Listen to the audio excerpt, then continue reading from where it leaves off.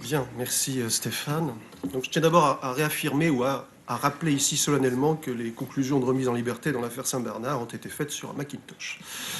Ce point fondamental étant acquis au débat, je pense, donc on m'a demandé de parler en termes de tactique contentieuse, donc faire payer l'administration en tant que moyen peut-être, parmi d'autres, de faire avancer les choses.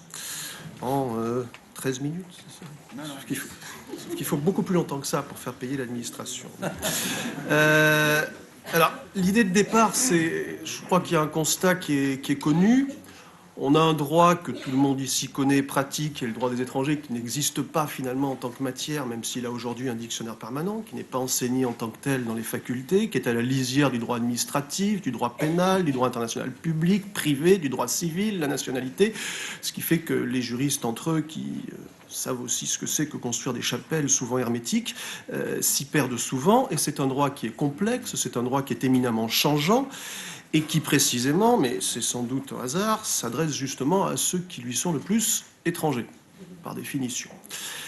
Il y a une citation que j'aime bien, c'est un commissaire du gouvernement du tribunal administratif de Besançon, et je ne retrouve pas son nom, c'est d'ailleurs un appel au peuple, si quelqu'un s'en souvient. C'est écrit dans un article qui disait en substance la chose suivante.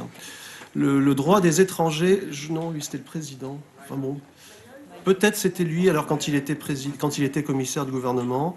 Le droit des étrangers, disait-il devant le tribunal, est devenu un océan de complexité dans lequel ou sur lequel le juge navigue à vue sans carte ni boussole. Il ne faut pas s'étonner que l'administration elle-même, parfois, s'y perde et que l'étranger, bien souvent, s'y noie.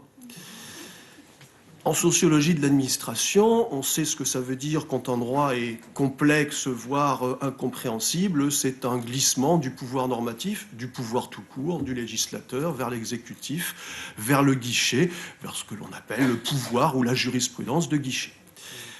Je ne vais pas plus loin là-dessus. L'autre point liminaire que je voudrais signaler et rappeler avec force, et ça m'est déjà arrivé de le dire et de l'écrire, c'est que je crois qu'il n'y a pas de prédisposition génétique du fonctionnaire de base de préfecture, d'un service des étrangers ou d'un service de visa des consulats à être arbitraire, voire xénophobe.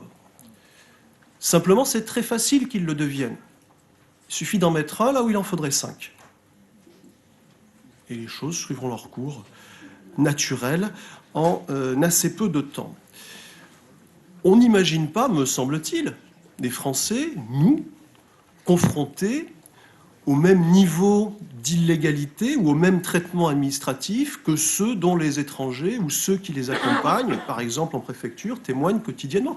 On n'imagine pas que pour votre permis de construire ou retirer votre carte grise ou renouveler votre carte d'identité, il faille par exemple aller en personne, dormir la veille sur le trottoir en face de la préfecture pour avoir une chance de peut-être faire partie de ceux qui seront admis au pré-guichet parce qu'ils seront les premiers dans la file et que éventuellement ils auront la chance d'être validés par le pré-guichet pour ensuite passer au guichet en fin de journée.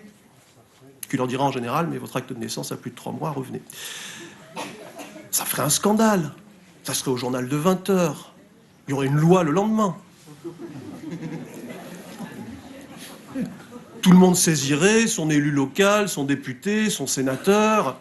Ah oui, mais petit détail, les étrangers ne votent pas, donc ils n'ont pas de députés, d'élus, de sénateurs. Donc déjà, ça ne marchera pas comme ça. Alors qu'est-ce qui reste à faire je ne sais pas, politiquement, sociologiquement, sans doute plein de choses. Modestement, je suis avocat juridiquement. La question de l'action en responsabilité de l'administration pour il faut le rappeler, la petite minorité de ceux qui auront les moyens culturels, intellectuels, le réflexe, les moyens financiers aussi, d'aller accéder à un avocat ou à une association, au GISTI, et d'essayer de poursuivre les choses, non pas seulement sur le terrain de l'excès de pouvoir, mais aussi de la responsabilité de l'administration. Et je continue à m'étonner depuis un certain nombre d'années, mais j'ai sans doute pas épuisé mes réserves d'étonnement, de voir qu'on utilise si peu cette action en responsabilité de l'État qui, en droit administratif, est simple. Il y a des outils qui sont assez souples à mettre en œuvre. On peut faire en même temps un recours en excès de pouvoir et en indemnisation. On peut faire un référé provision quand l'illégalité, notamment, a déjà été jugée.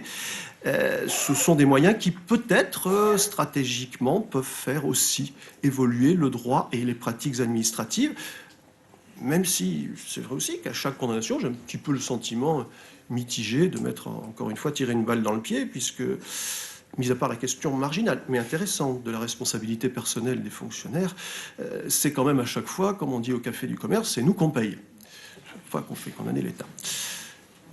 Mais quand même, et après tout, on peut aussi imaginer que telle ou telle préfecture de province, ou pas, on est au milieu de l'année, vient de tomber la 36e ou 43e condamnation à des dommages-intérêts du tribunal administratif pour un refus illégal de séjour à quelqu'un qui y avait droit de plein droit, pour un éloignement illégal de quelqu'un qui avait droit au séjour, par exemple.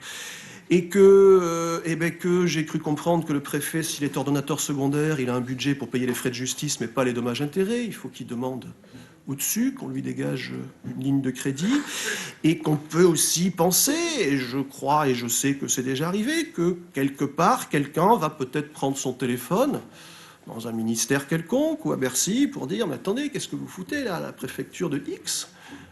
C'est la 34e condamnation pour un refus de séjour, un parent d'enfant français qui a droit de plein droit. Bon, nous aussi, on sait lire les textes, c'est écrit, c'est clair. Qu'est-ce qui se passe ? Condamnation, éventuellement, ça a perduré 1 an, 2 ans, 3 ans, autant d'années de salaire perdu, d'allocations auxquelles la personne aurait eu droit si elle avait eu son titre de séjour de plein droit, ce qui a été jugé. Peut-être aussi que quelque part, quelqu'un dans les hautes ou moyennes sphères de l'administration, quelqu'un va se rendre compte que finalement, ça reviendrait peut-être moins cher d'avoir 2 ou 3 agents de plus au guichet, voire de leur payer des formations, voire d'acheter quelques codes. Des dictionnaires permanents, on n'est pas là pour faire de la publicité. Voir que le service des étrangers de la petite préfecture de province en question ait son propre photocopieur et soit pas obligé d'aller commander au service de la réglementation générale chaque fois. Bon. Voilà. Et on peut même, pourquoi pas, songer que peut-être ces mêmes fonctionnaires de base et de niveau intermédiaire seraient peut-être même reconnaissants envers ceux qui, à force de condamnation, ont finalement peut-être permis que se dégagent des moyens budgétaires qui vont effectivement pas se dégager par des questions à l'Assemblée de députés outrés, saisis par leurs administrés qui les ont élus, parce que les étrangers, s'ils sont des administrés, n'élisent pas leurs élus, ou n'élisent pas nos élus, donc, même si par contre ils payent, et ils payent donc nous, comme nous, lorsque l'État est condamné, puisqu'ils payent par contre des impôts. Voilà, on m'avait demandé d'être rapide, donc je pense que je l'ai été en essayant d'esquisser ce qui est une piste sous-employée et relativement simple à mettre en œuvre. Alors j'ai même une petite citation, parce que j'aime bien les citations. C'est un philosophe, parce que ça fait toujours bien de citer un philosophe, puis en général, personne n'y comprend rien, et donc tout le monde trouve ça très joli. C'est Alain qui a écrit « L'ordre abstrait ne saisit rien et ne range rien que ses propres symboles. C'est ainsi que l'administration conduit ses folies raisonnables. » Peut-être l'une des idées et stratégies à poursuivre, à approfondir de défense des droits et du droit en la matière serait que le coût de ces folies devienne moins raisonnable. Merci.